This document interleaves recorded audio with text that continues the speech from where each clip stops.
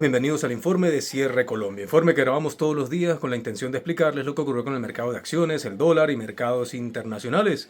Antes de comenzar, recuerden que todo lo que se dice en estos videos es simplemente una opinión, nada se puede entender ni como una recomendación ni mucho menos como una asesoría. Y es que el título del informe lo dejé ahí en la descripción, básicamente, Colcap al alza por situación en Venezuela. Y no es el Colcap y no es Colombia. Es Suramérica, Latinoamérica y ya vamos a explicar el porqué de esta circunstancia. Así que giro la pantalla y les muestro los datos del día. Tenemos un Colcap que sube 3,15%. Hace mucho tiempo no subía a la Bolsa de Colombia un 3,15%. Se ubica el índice al cierre en 2.134,26 unidades y en la jornada de hoy se negociaron en términos de volumen, vamos a mirar por acá, 204.000. Imagínense millones, ¿no?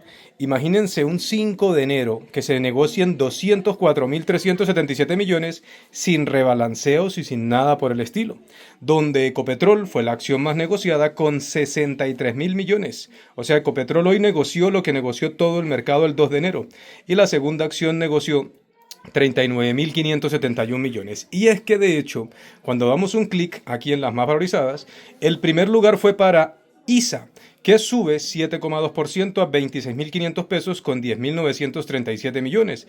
ISA que estuvo subiendo durante la jornada y en la subasta de cierre tuvo un empujón adicional alcista. Pero ya veremos la relación entre ISA, la primera, y la tercera, que es Ecopetrol. Pasemos por Grupo Sura, que en la semana anterior en las subastas tuvo presiones vendedoras, eso la llevó hoy a corregir un poco ese comportamiento, subiendo un 6,24% a 57.900 pesos con 4.984 millones.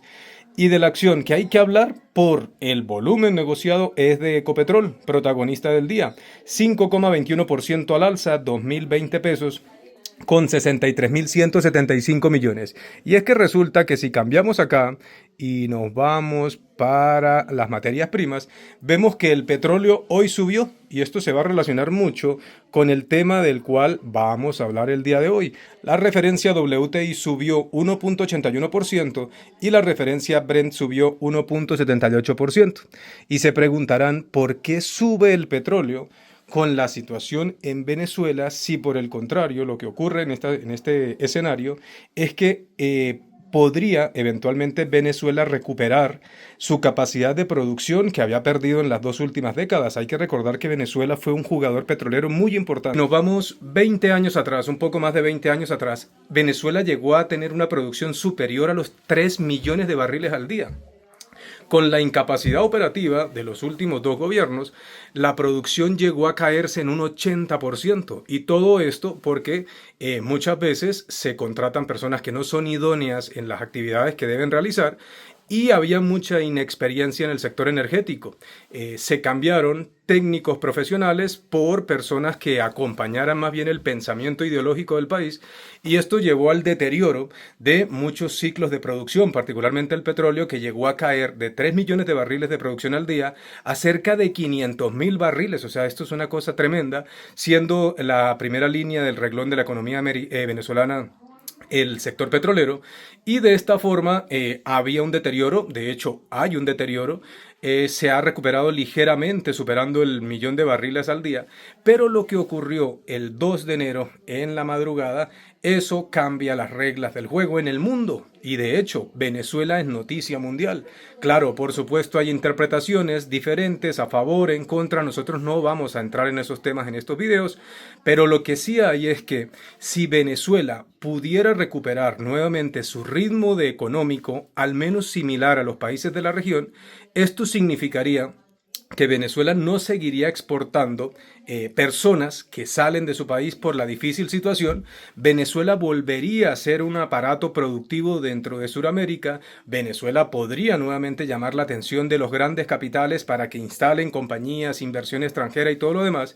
Y eso tiene una simple interpretación. Si un país se reactiva, genera empleos. Si genera empleos, hay mayor actividad. Si hay mayor actividad, hay mayor consumo. Y en este escenario, pues por supuesto, de lo que hablamos es de expectativas. Por eso, de hecho, contrario, hace poco escuchábamos un funcionario muy importante en Colombia que decía que si había una invasión a Venezuela, el petróleo se caería y Ecopetrol se iba a quebrar.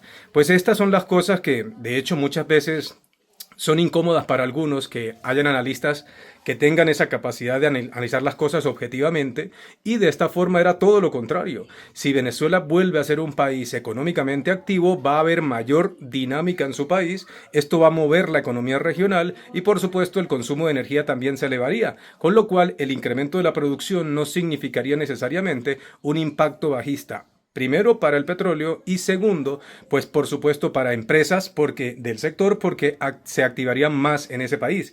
Un poquito larga la explicación, pero intento ser lo más claro y puntual y objetivo. Entonces, tenemos en este escenario a Ecopetrol en el tercer lugar, subiendo 5,21% a 2.020 pesos, rompiendo los 2.000. Y bueno, ya hablaremos de eso, con un volumen de 63.175 millones. Del lado de las desvalorizaciones, solo 3 acciones. BHI baja 1,64% a 420 pesos con 196 millones. Promigas, que bajó 1,08% a 6.400 pesos con 952 millones. Y Grupo Argos, que bajó 0,93% a 17.060 pesos con 3.208 millones. Y es que el mercado de dólar no fue la excepción. El dólar se desplomó. Recuerden que la semana pasada venía subiendo muchísimo el dólar, muchas, situaciones que al mercado le preocupaban. Los impactos del incremento al salario mínimo, el decreto que pone o lo que el gobierno coloca vía decreto, una reforma tributaria, y eso comenzaba a disparar el dólar. Pero la situación del día de hoy, el hecho de tener un gobierno que nuevamente respete la democracia, que los venezolanos no tengan que seguir huyendo como lo han hecho en 2 décadas, sino que tengan la posibilidad de tener un país que les permita también desarrollar su actividad tranquilamente, sin ningún tipo de presión, pues todo esto genera mayor tranquilidad en la región, y al haber mayor tranquilidad en la región, pues por supuesto esto tiene un impacto muy positivo de valorizar las monedas locales, y particularmente Colombia, que es vecino de nuestro hermano país Venezuela. Por eso hoy el dólar bajó. De arrancar con una intención alcista, termina bajando aproximadamente 43 pesos, se negoció en promedio a 3.737 pesos. Y es que en el mercado internacional, como ya lo mencionábamos, los precios del petróleo tuvieron comportamientos alcistas. De hecho, el dólar frente al euro se devaluó ligeramente, miren, un 0,03%, y el índice del dólar también perdió valor. O sea, en condiciones normales esto significaría que el dólar debía debilitarse más, y en este escenario, aunque moderadamente, lo que ocurría el día de hoy pues era una reacción frente a los mercados. Tuvimos una jornada, nuevamente la mejor jornada de la bolsa en mucho tiempo, y ojalá que esto no pasó en Colombia, pasó en muchas, particularmente en toda la región. Hubo una valorización generalizada, incluso hasta Estados Unidos también tuvo variaciones positivas el día de hoy, y ojalá que todo esto signifique una nueva oportunidad para tener una región un poco más tranquila, más organizada, y que muchas personas que no han tenido las suficientes oportunidades, pues por supuesto tengan un lugar o un país donde puedan desarrollar cualquier tipo de actividad que realicen. Y por Colombia, si hablamos económicamente, pues ¿qué es mejor?